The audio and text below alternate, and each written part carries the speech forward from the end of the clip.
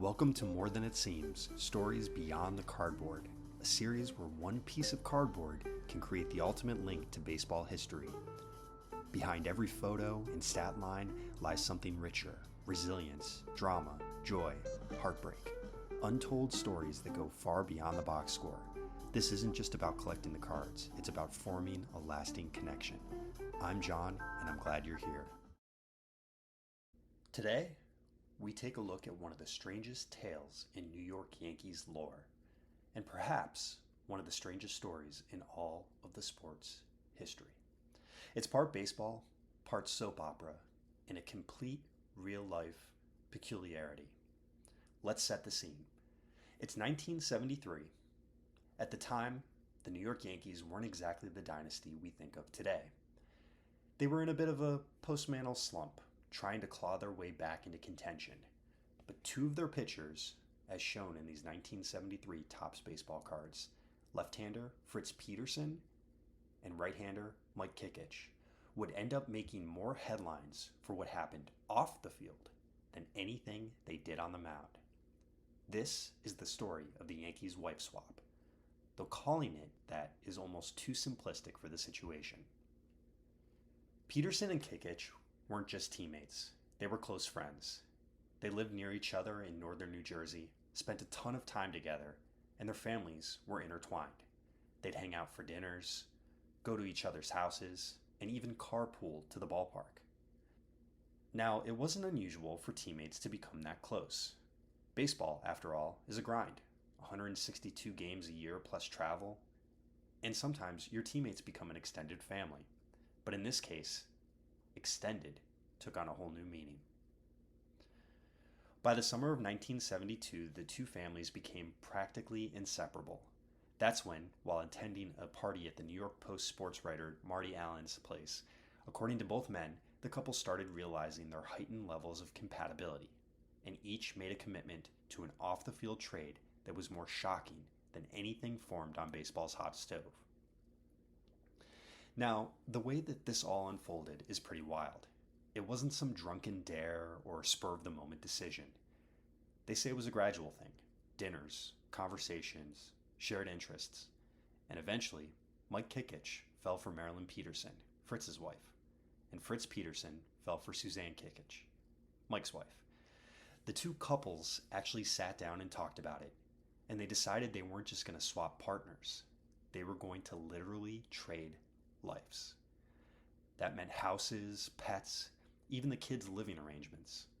The Kekich daughters, 5-year-old Kristen and 2-year-old Regan, moved with their mother to the Peterson house, and the Peterson sons, 5-year-old Greg and 2-year-old Eric, moved to the Kekich home with their mother Marilyn. The guys claimed it wasn't about infidelity. It was about love and compatibility. They kept it under wraps at first, but as you can imagine, something like this doesn't stay quiet for long. By spring training of 1973, the first year under George Steinbrenner's ownership, it was out in the open, and that's when it became a story. The Yankees were in Fort Lauderdale for spring training, and both Peterson and Kekich knew the press was going to get wind of it. Instead of letting rumors run wild, they decided to face it head on. So on March 5th, 1973, both players called separate press conferences to explain what had happened. Peterson later told the New York Daily News, "Unless people know the full details, it could turn out to be a nasty type thing. Don't say this was wife swapping, because it wasn't. We didn't swap wives. We swapped lives." The media didn't quite know what to make of it. Even for the 1970s, this was truly bizarre. Sports writers had seen their share of scandals before, but this one felt more like a plot twist from a sitcom rather than a back-page baseball headline. The Yankees front office? They were absolutely stunned and not thrilled. Remember, this was still the era before free agency. Players were very much under the control of their teams, and anything that brought bad PR could be a big problem. Yankees general manager Lee MacPhail half joked to the press that we may have to call off family day. Imagine trying to explain that one to the kids at Yankee Stadium. On the field, the two pitchers had very different trajectories following the great trade-off. Fritz Peterson stayed with the Yankees through the 1974 season before being traded to Cleveland. He was actually a pretty solid pitcher in his prime, In 1970, he even won 20 games and made an all-star team. He finished his career with 131 wins and a 3.30 ERA. When he retired, he had the lowest ratio of base on balls per innings pitched for any left-handed pitcher since the 1920s. He passed away of lung cancer in October of 2023. Mike Kekich, on the other hand, didn't last much longer in New York. The Yankees traded him to the Indians during that 1973 season in a trade that would bring Chris Chambliss to the Bronx, and Kekich's career never really regained traction. He finished with a 39-51 record. He still lives outside of Albuquerque, New Mexico today. Off the field, things didn't go exactly as planned either. Peterson and Suzanne married in 1974, stayed together for decades, and by all accounts had a wonderful marriage. Kekich and Marilyn Peterson, they split up not too long after the switch, so in the end, only half the trade really stuck. Over the years, the wife swap has become a piece of baseball folklore. It pops up in trivia games, late-night jokes, and even inspired a movie idea.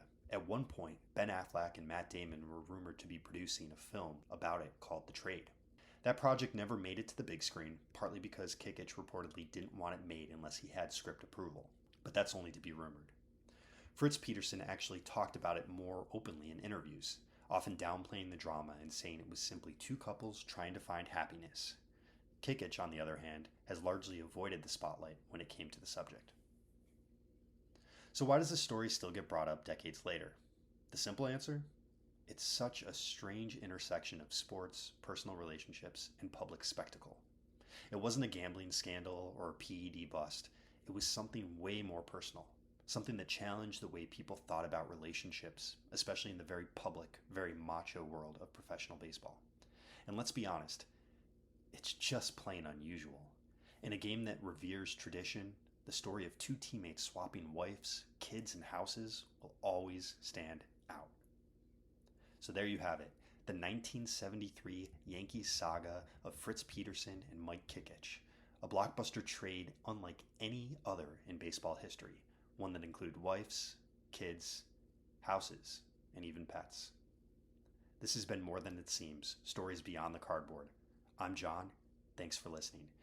If you enjoyed this episode, please like the video, leave a comment, and be sure to subscribe. And as always, remember, the numbers on the back of the card never tell the full story. It's always more than it seems.